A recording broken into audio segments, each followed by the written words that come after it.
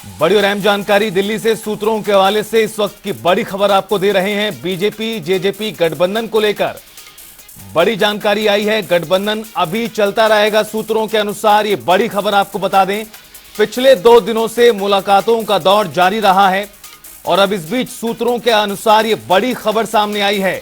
दरअसल कयास इस बात के लगाए जा रहे थे कि क्या गठबंधन टूट सकता है। हालांकि अब सूत्रों के अनुसार गठबंधन आगे भी चलता रहेगा। ये बड़ी खबर, अहम जानकारी इस वक्त की आपको दे रहे हैं। बीजेपी जेजेपी गठबंधन को लेकर ये बड़ी जानकारी।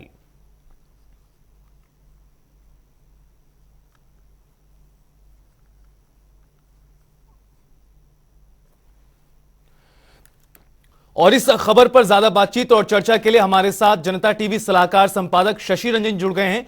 शशि रंजन जी, अब इसे किस तरह से देखा जाए, चूंकि कयास तो इस बात के थे कि हो सकता है बड़ा बदलाव हो जाए, हालांकि सूत्र कह रहे हैं कि गठबंधन आगे भी चलता रहेगा।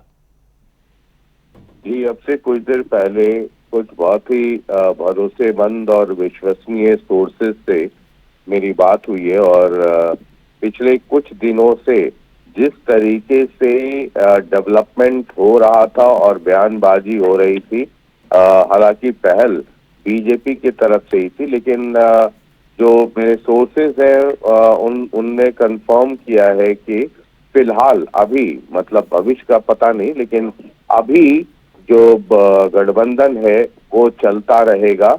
और अभी तुरंत में जो ये कयास लगाए जा रहे थे कि 2 दिन 4 दिन 5 दिन 3 दिन 1 दिन के अंदर ये गठबंधन पे कुछ हो सकता है, तो फिलहाल कुछ नहीं होगा और ये गठबंधन यूं ही अभी चलता रहेगा।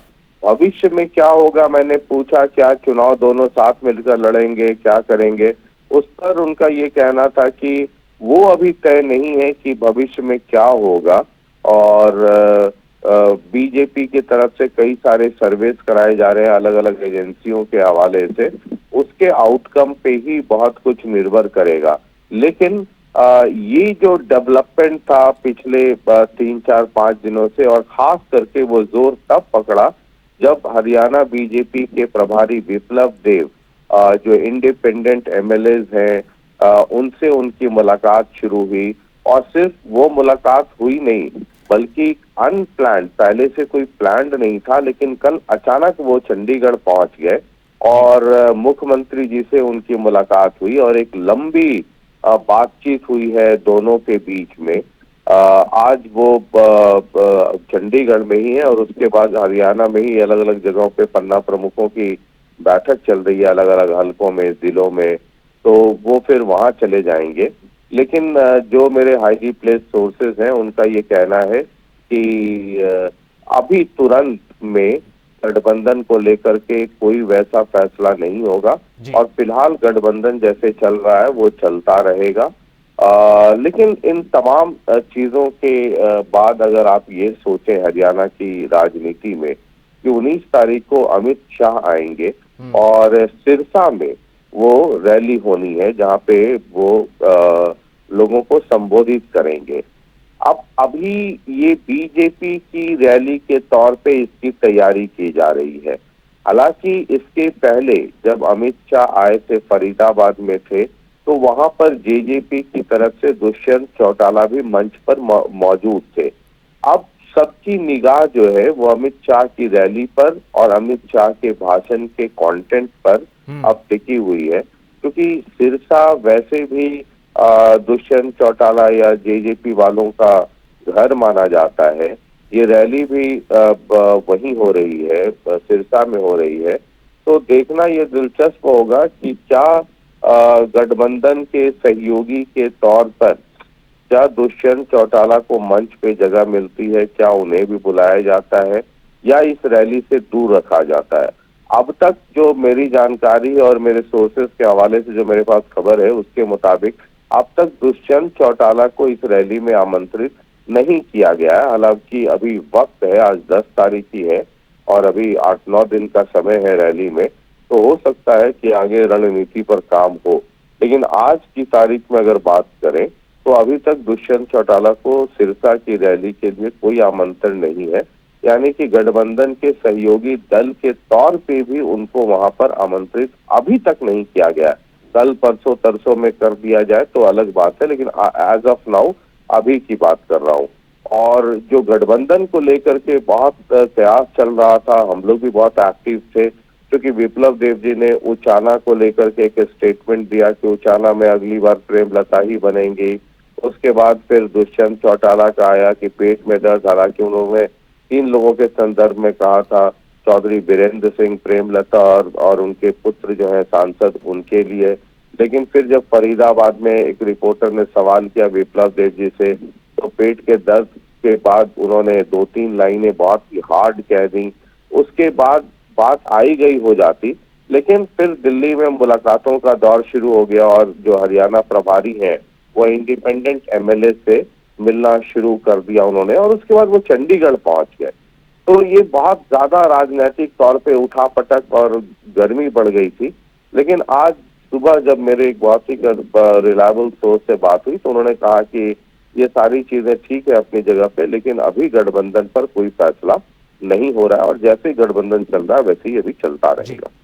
अब शशि रंजन जी, फिर क्या ये एक रणनीति थी, रणनीति का हिस्सा था? चूंकि इस तरह की चर्चाएं चल रही हैं 2024 को देखते हुए, जो कुछ कर्नाटक और हिमाचल में नतीजे आए हैं, उसके बाद माना जा रहा है कि भारतीय जनता पार्टी के जो साथी रहे हैं पूर्व में, जिन्होंने साथ छोड़ दिया, उनको भी पास लाने का प्रयास किया जा रहा है, और जो मौजूदा वक्त में साथी अभी भी हैं उनसे भी नजदीकी दोबारा से बढ़ाने का प्रयास किया जा रहा है। लेकिन अचानक से जो पूरा उबाल आया प्रदेश की सियासत में, इसे किस तरह से देखा जाए? क्या इसका फिर असर हुआ है कुछ? देखिए, बहुत सारी बीजेपी वो पार्टी है जो सिर्फ परसेप्शन पे काम नहीं करती है। बीजेपी उसके रिसर्च होते हैं, सर्वेज होते हैं, और एक नहीं कई एजेंसियां सर्वे करती हैं, फिर उनके डेटा को लेकर के उसका एक एनालिसिस होता है, और उसके बाद ही ये बड़ी पार्टियां फैसला लेती हैं। तो हरियाणा में है क्या कि बीजेपी को इस रूप में भी समझिए, बीजेपी में 2 धड़े हैं हरियाणा में। एक धड़ा है, एक खेमा है जो चाहता है कि गठबंधन टूट जाए, दूसरा एक खेमा है जो चाहता है कि फिलहाल जब तक गठबंधन चल सकता है चला जाए। Point number 1।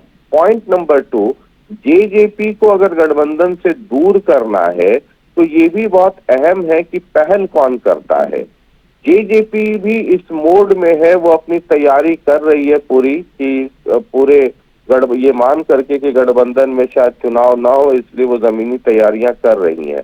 लेकिन जेजेपी ये चाहती है कि वो खुद छोड़ के ना जाए और बीजेपी उसको निकाल दे। मतलब पूरा का पूरा खेल ये है कि जब इलेक्शन का वक्त हो तो लोगों के बीच में सिंपैथी क्रिएट हो, लोगों की संवेदनाएं हो, भावनाएं उनसे जुड़े।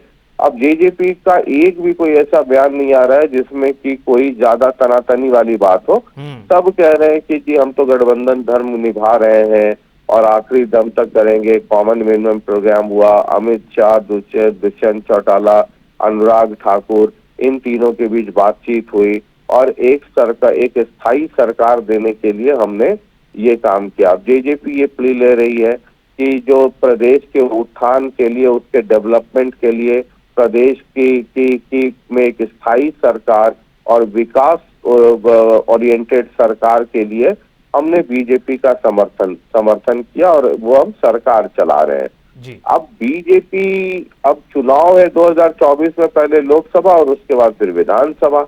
अब सारी रणनीति चुनावी नफा नुकसान को ध्यान में रख के ही किया जाएगा, कोई डेवलपमेंट और इसका उसका कोई मसला नहीं होगा। बीजेपी के पास पिछले चुनाव में जो लोकसभा की 10 सीटें, वो 10 की 10 उनके पास है। अब वो ये नफा नुकसान तय करेंगे कि जेजेपी को साथ रख के वो 10 की 10 आ सकती हैं या जेजेपी को हटा के वो 10 की 10 आ सकती हैं, या विधानसभा चुनाव में एब्सोल्यूट मेजॉरिटी जेजेपी के साथ जाकर आ सकती है या जेजेपी को हटा करके आ सकती है। कुल मिलाकर के ये पूरा जो गणित है इसी पे टिका हुआ है और दोनों ही पार्टियां अपनी अपनी अपने अपने रणनीति के मुताबिक चाल चल रही है जी। और जेजेपी अपना प्ली लेकर के चल रही है कि हम तो देखिए हरियाणा के डेवलपमेंट के लिए, लोगों के विकास के लिए और लोगों के काम के लिए हम सरकार के साथ हैं और हमारी तरफ से कोई ऊंच नीच वाली बात नहीं है। हम तो गठबंधन धर्म का निर्वहन कर रहे हैं। वो भी एक सोची समझी रणनीति है और उस रणनीति के तहत वो आगे बढ़ रहे हैं। इधर बीजेपी भी कोई हेस्ट में कदम नहीं उठाना चाहती है, ये एक्सरसाइज होते रहते हैं बीच बाच में। अब ये एक मोमेंट आया जिसमें कि अचानक ये तूफान मच गया और आंधी तूफान वाली बात हो गई। अब जैसा मैंने कहा कि बीजेपी में भी दो सोच के लोग हैं। एक एक एक एक खेमा है जो चाहता है कि तत्काल प्रभाव से जेजेपी से अलग हो जाए और उसका हमें फायदा मिलेगा चुनाव में। दूसरा एक खेमा है कि अभी ये समय नहीं है, अभी हमें कुछ दिन और जाना चाहिए और उसके बाद फिर करना चाहिए। दूसरा पक्ष ये भी है, बीजेपी का एक धड़ा ये भी कहता है कि जेजेपी को जी हमने निकाल दिया तो फिर इंडिपेंडेंट के भरोसे चलना होगा। इंडिपेंडेंट उसके बाद जबरदस्त बार्गेन करेंगे, उनको मंत्री बना, कोई एक दो भी छटक गया तो सरकार जो है लटक जाएगी, हवा में लटक जाएगी। तो ये सब कैलकुलेशन चल रहा है। लेकिन जो कुल मिलाकर करके हरियाणा की राजनीति जो गर्म थी और ये कहा जा रहा था कि गठबंधन बस अब चंद घंटों का, चंद दिनों का है, उस पर विराम लग गया है। चंद घंटे और चंद दिन नहीं, अभी कुछ दिन और गठबंधन यूं ही चलते रहेंगे। बिल्कुल, चुनाव के और नजदीक आने तक इसी तरह की स्थिति बनी रहेगी। बहुत बहुत शुक्रिया आपका शशि रंजन जी, हमारे साथ जुड़ने के लिए और तमाम बातचीत चर्चा के लिए।